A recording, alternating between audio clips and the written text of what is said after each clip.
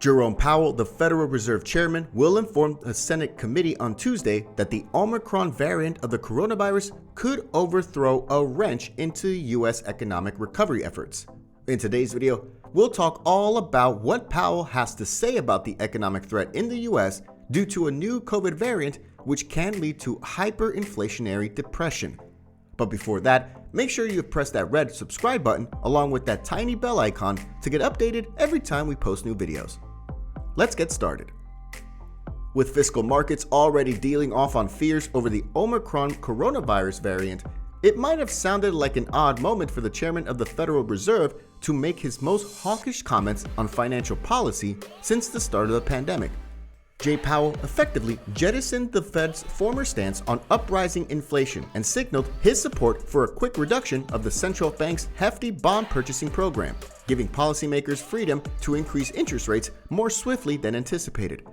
In doing so, Powell sent a clear message to markets battling inflation, which hit a 30-year high this month, is now the top precedent for a central bank that has spent almost 2 years focusing exactly on boosting demand and employment.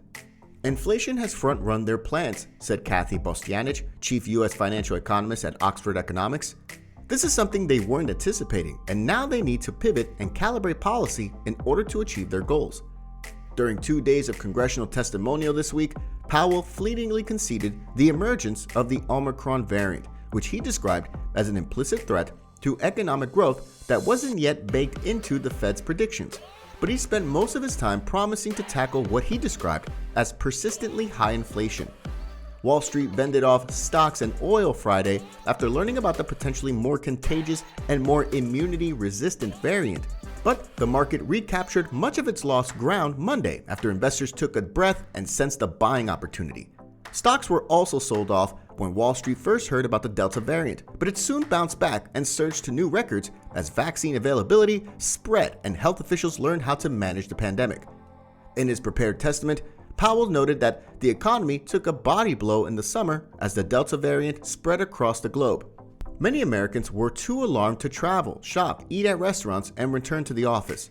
That kept caregivers at home, aggravating the labor shortage and supply chain crisis that have held back the U.S. economy. But infections fell throughout the fall and the economy picked up steam.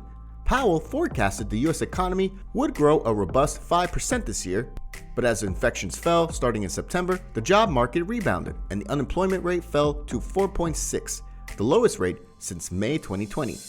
The economy has been affected and flowed with rise and fall in infections, and Omicron is threatening to undo much of the economic recovery America has generated through the autumn months.